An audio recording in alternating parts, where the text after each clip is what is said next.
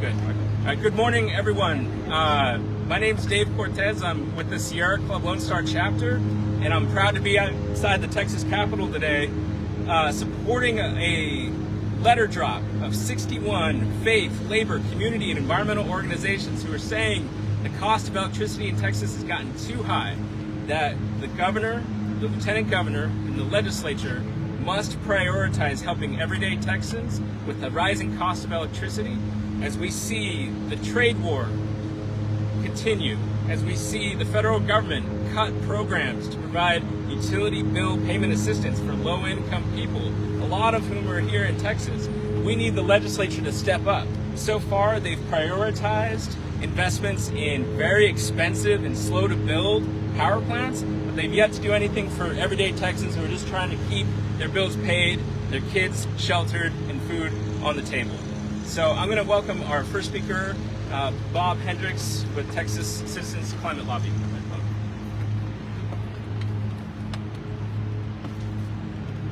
Good morning, I'm Bob Hendricks, a volunteer and the Texas State Coordinator of Citizens Climate Lobby, a bipartisan organization with 13,000 members in Texas. Texas can be proud to be a leader in clean energy, in solar, wind, and batteries. This clean energy lowers energy prices, which is good for the people. This clean energy lowers air pollution, which is good for the people. This clean energy increases our electricity supply, which is good for the people. But Governor Abbott and many Texas legislators want to cripple clean energy, just as electricity demand is rising due to people and businesses moving to Texas, bringing artificial intelligence and Bitcoin companies. This is bad for the people. We urge Abbott and the Texas legislature to not pass regulations and artificial constraints on the market, not on all energy, but just on clean energy, to help the oil and gas industry who fear they cannot compete with clean energy. We need that clean energy to meet rising demand and keep prices lower. This would be good for the people. We urge them to adopt provisions that increase energy efficiency, insulation, and weatherization. This would lower electric bills and strengthen the grid, and this would be good for the people.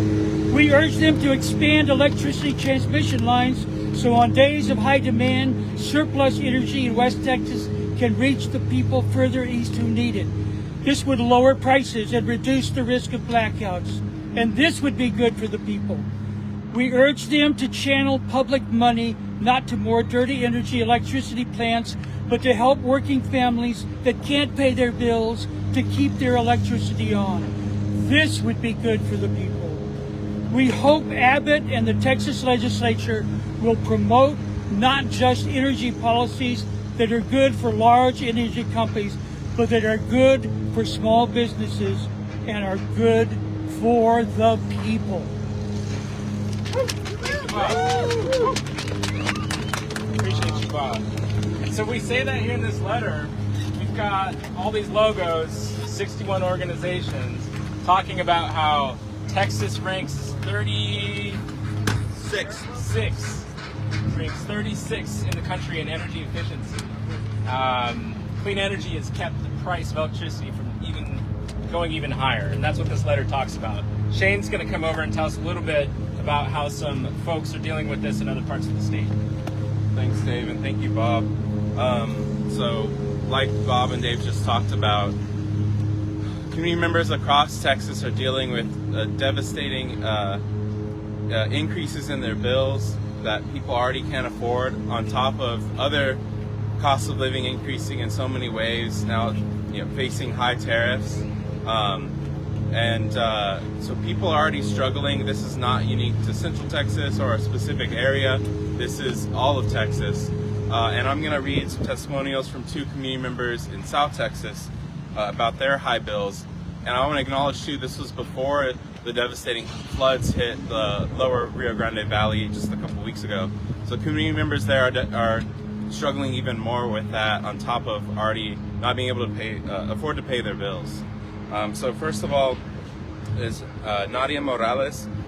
Excuse me. She lives in San Benito, Texas, a TXU customer. and says, "This area is very poor and I struggle to pay for everything for my family.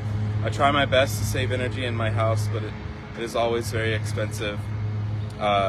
Maybe because my house is old, but all the air escapes when I turn it on. Please do something to help us. This summer my kids and I are selling cold ice pops to raise extra money." And her bill was over $300. And then there's Rosario Guzman in Brownsville. She says, "Please help our families in Brownsville.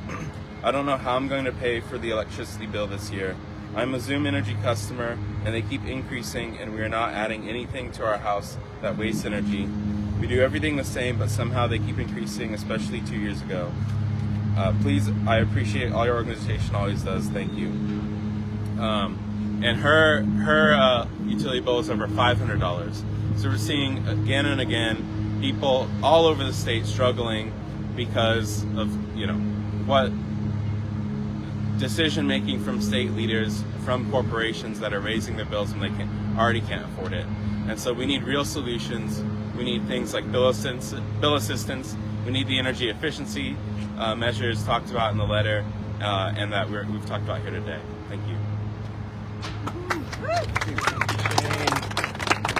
All right, so is anybody here having trouble keeping up with bills lately? Is anybody on fixed income? I mean, some folks, right? Sierra Club salary, so it's like a fixed Oh, yeah, there we go. Right, working for the wrong organization. Oil and gas is over there. Well, I'm going to call up Norma, who's going to speak on behalf of the Texas Alliance of Retired Americans and give us a little perspective about that. Great. Good morning, everybody. I am a volunteer and a representative of the TERRA organization here in Austin, Texas. And I'm here because I am a retired state employee. I'm on a fixed income and Social Security and struggling with making ends meet at my house.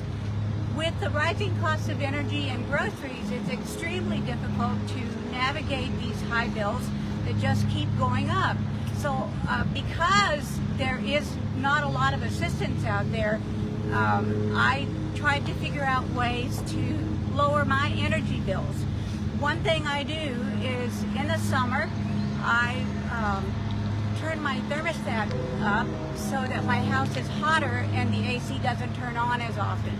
But it makes it really uncomfortable and hot in my house. For an older person like myself, it's difficult. In the winter, I turn the thermostat down so that the heater doesn't turn on because it keeps my energy bills low. Again, it's difficult because you have to run around the house in a bathrobe to stay warm because you can't afford the high utility bills. It's either groceries, medicine, or utility bills. You can't do everything at once.